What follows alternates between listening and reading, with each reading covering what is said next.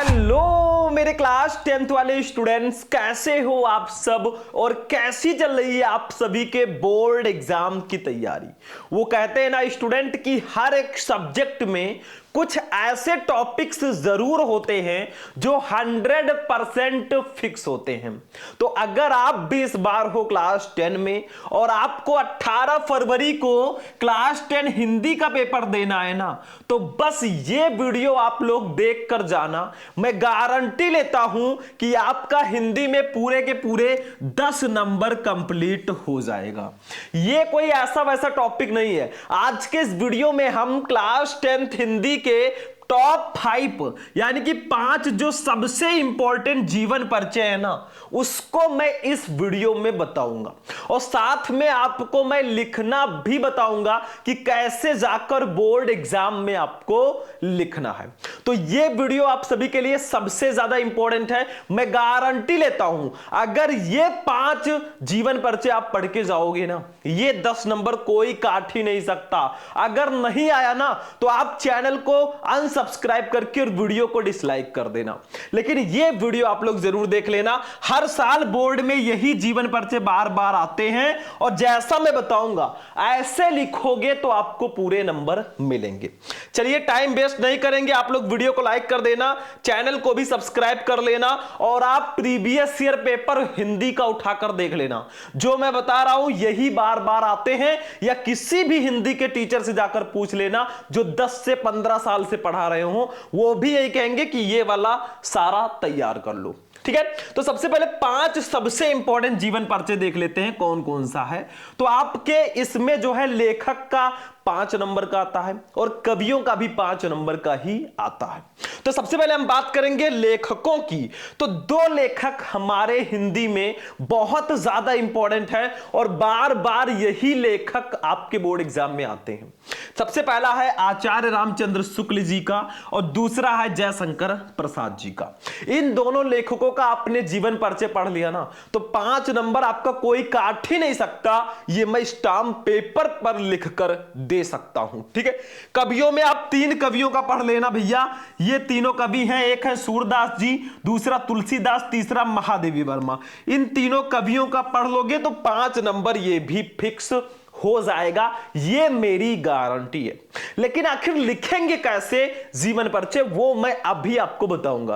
पहले समझ में आ गया कि आप लोग लेखकों में इन 2 लेखकों का पढ़ लो, 5 नंबर फिक्स है, मतलब आचार्य रामचंद्र शुक्ल और जयशंकर प्रसाद का। आपको इसमें से कौन सा याद है कमेंट करके बता देना। ठीक है, और इन तीनों कवियों का पढ़ लो, 5 नंबर ये भी फिक्स है, यानी कि 10 नंबर आपका कंप्लीट है, कोई नहीं काट सकता।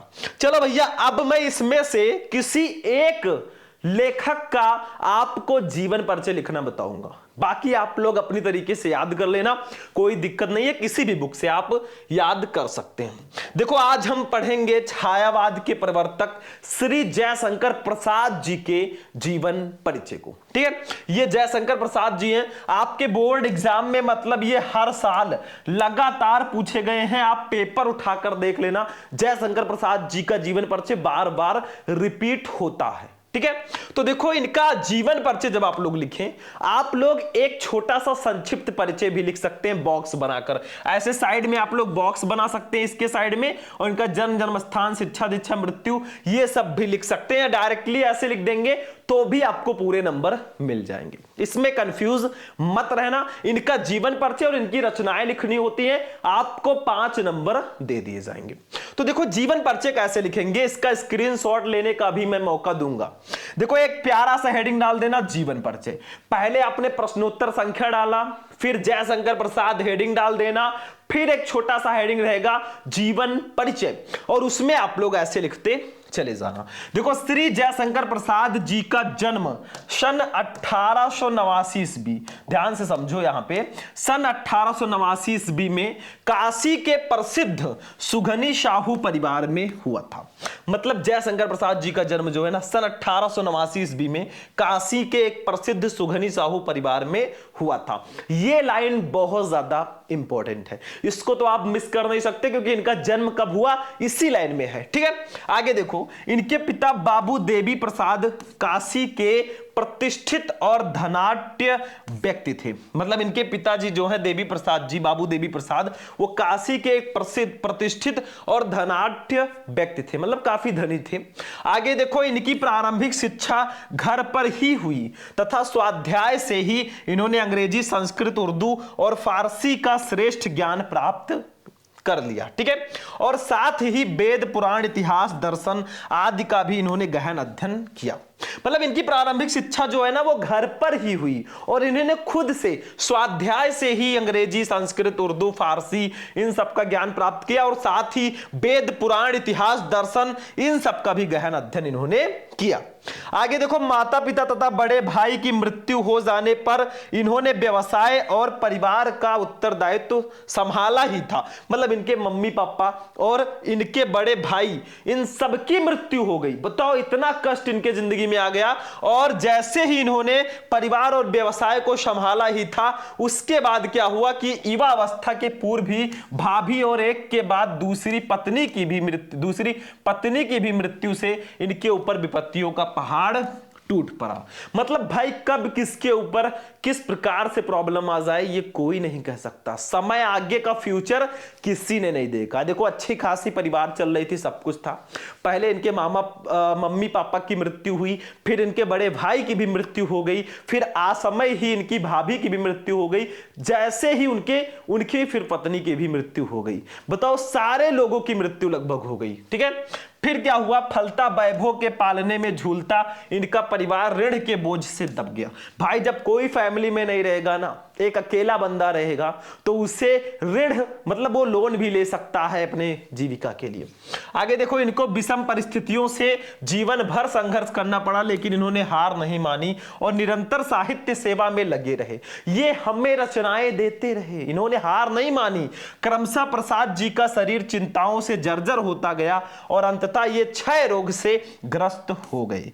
14 नवंबर सन 1937 ईस्वी को 48 वर्ष की आयु में हिंदी साहित्य काश में रिक्तता उत्पन्न करते हुए इन्होंने इस संसार से विदाई ली। ठीक है, मतलब 14 नवंबर 1937 को इनकी मृत्यु हो गई, बहुत ही कम उम्र में। तो आप लोग स्क्रीनशॉट ले लीजिए, पहले इनका स्क्रीनशॉट लीजिए, ऐसे लिख लीजिएगा, फिर इसका स्क्रीनशॉट ले लीजिए। जन्म और मृत्यु ये सन आपको बिल्कुल भी नहीं भूलना है।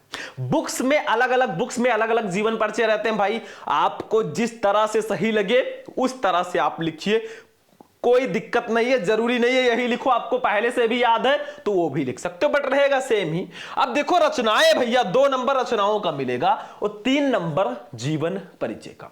रचनाएं अगर बात करें तो इनकी प्रमुख रचनाएं निम्न है। जैसे फर्स्ट है काव्य। काव्य में आंसू, कामायनी, झरना, लहर, ये सब इनकी फेमस रचना है काव्य रचनाओं में। ठीक है, दूसरा है उपन्यास में कंकाल, तितरी, इरावती, ये सब इनकी रचनाएं उपन्यास की। कहानी में आंधी, इंद्रजाल, छाया, ये सब इनकी कहानी की रचनाएं। ऐसे हेडिंग डाल डाल के अच्छे से खूबसूरत लिखना। ठीक है, फिर नाटक में चंद्रगुप्त, स्कंदगुप्त, अजात शत्रु, ये सब इनके नाटक। ठीक है, तो इतनी रचनाएं लिख दोगे बहुत है, 2 नंबर इसका भी फिक्स हो जाएगा। मतलब जैसा मैंने बताया ऐसा लिखना, रचनाएं लिख देना, लास्ट में काम हो जाएगा। तो देखो भाई, आज मैंने आपको बताया क्लास 10 हिंदी के टॉप 5 मोस्ट इंपॉर्टेंट जीवन परिचय को। बस ये 5 जीवन परिचय तैयार कर लेना भैया, आप पूरे 10 में 10 नंबर लाओगे।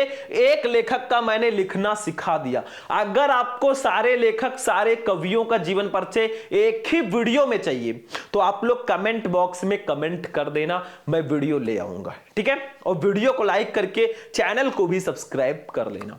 चलते हैं, छोटा सा वीडियो बहुत इंफॉर्मेटिव था, पूरे 10 नंबर इसने आपका कंप्लीट करवा दिया। तो चलते हैं, फिर मिलेंगे किसी नेक्स्ट वीडियो में नेक्स्ट टॉपिक के साथ। तब तक के लिए जय हिंद।